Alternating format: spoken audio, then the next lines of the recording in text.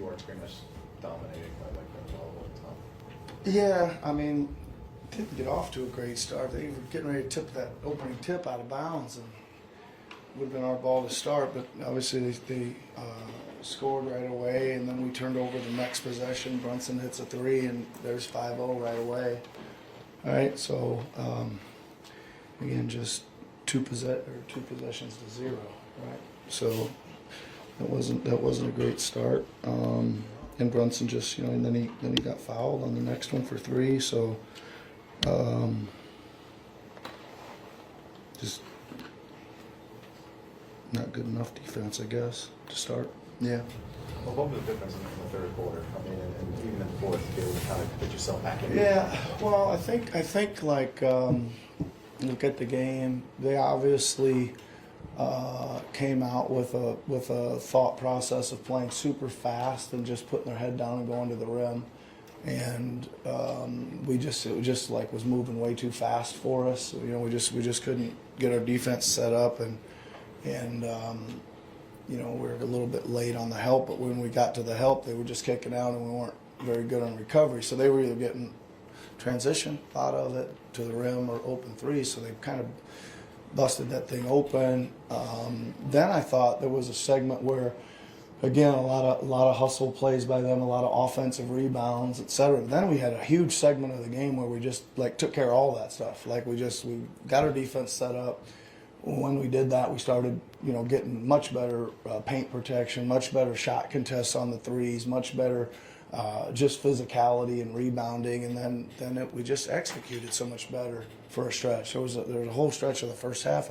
We were lacking pace, and we were lacking execution, right? Just getting into something, and then the whole third quarter we were executing whatever it was. We were executing it for a little bit, and when we got to that, we almost always got a good shot. I mean, we did a decent job on the glass. I mean, especially for the size, that we are. I mean, they had 15, which is a ton, but we had 11, so it was like not that huge, and we did turn them over a good amount for them, especially in the second half, right? Even all the way down to the fourth quarter. Sorry, that's a long enough answer. Since Luis.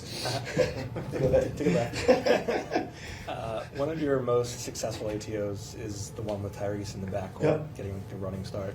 I guess, what are you specifically looking for matchup-wise or just action-wise out of that leads to like a high success rate?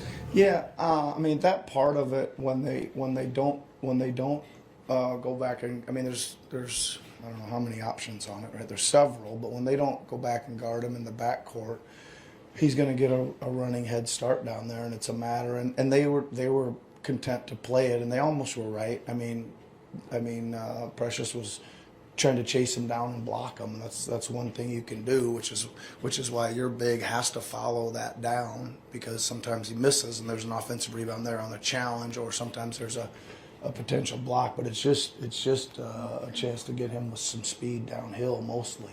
Why do you think you have such good success with that one versus like other ATOs where it's a turnover on the inbound or what have you? Well, we've had a difficult time getting organized on some of that stuff. We had a difficult time figuring out our inbounder at times too, right? Gotten a lot better on that though. We had some real problems with that about 2 months ago. You had Justin Edwards in there towards the end of the game in big moments and big minutes. I know you talked about you like his basketball sense and his effort on defense. What did he show you in this game that you felt like you could trust him in those moments? Yeah, I mean, listen, it was a fairly it was a game again. We needed his defense, and we needed just kind of some solid play. It was a little tough. Eric on the second night of a back-to-back was given everything he could give to. It was and he played a good game. It was just more to give us another guy for switchability on defense probably, and again he played solidly on offense too, right? He doesn't make too many mistakes, and he takes the right shots, and he seems to be throwing them in here every now and then too. In your experience for a young player without a lot of NBA experience to get involved in those sorts of high leverage situations against really good teams, I guess how valuable do you think that experience can be for Justin? Well, I mean, listen, I think it's super valuable for him, right? I mean, he's made a pretty big leap in a short amount of time here, right? He's just barely been on the roster, right? And what did he play tonight? 35 minutes, and against tough matchups and all that kind of stuff. But again, I think he's gives a great effort. He's got a good IQ. His scoring's decent, right? I think he's gonna get better at that as he goes.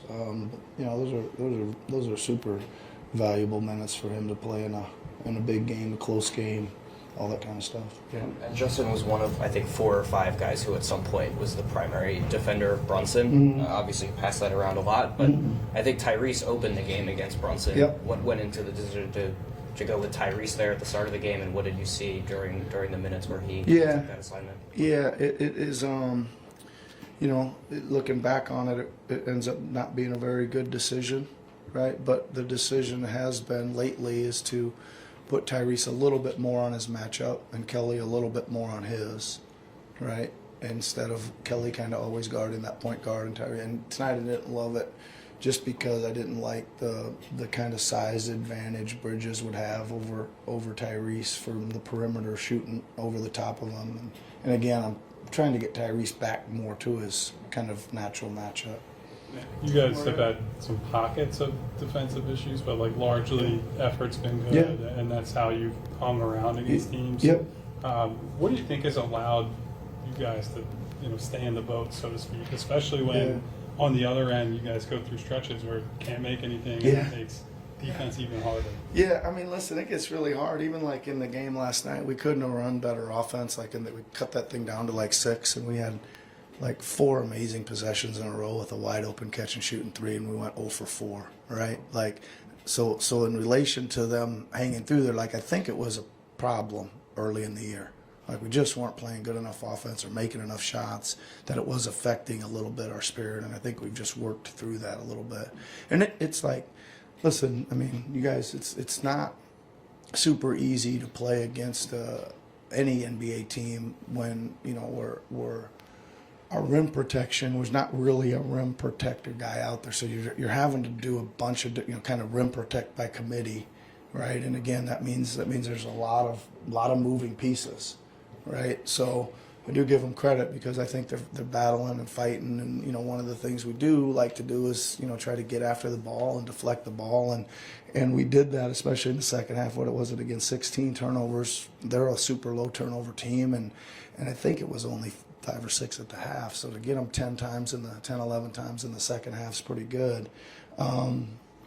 Again, though, we still need to keep improving on our defense. That's for sure. But I agree with you. You can't fault the effort of the youngsters last night, and you can't fault, I don't think, anybody's effort tonight. That's for sure. With or without Joel, I guess when you're watching film, how do you sort of compartmentalize what is most important from a game basis and take that moving forward? Well, we are. I'm still spending a lot more time on us than I am our opponents. When your games are reeling off pretty fast and things like back-to-backs, et cetera, you're usually just putting game plans and showing personnel edits and all that kind of stuff. And I'm just trying to, again, get us to improve on what we're doing, do more of the good stuff, less of the stuff that we need to improve on. And I'm going to continue to do that because I think that is also part of, I'm just not, there's some times when you're playing a heavy game schedule that you kind of forget about it, but you just kind of got to prioritize your time to get ready for the opponent. And I think getting ourselves ready to play the way we want to play is more translating to what we're going to see, and I think it helps us improve.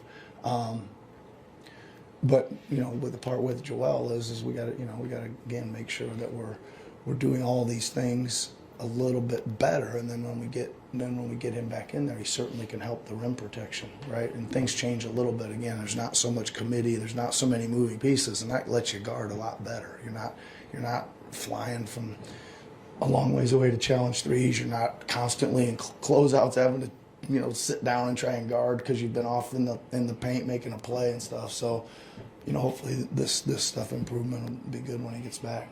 Thanks, Coach. All right, thanks everybody.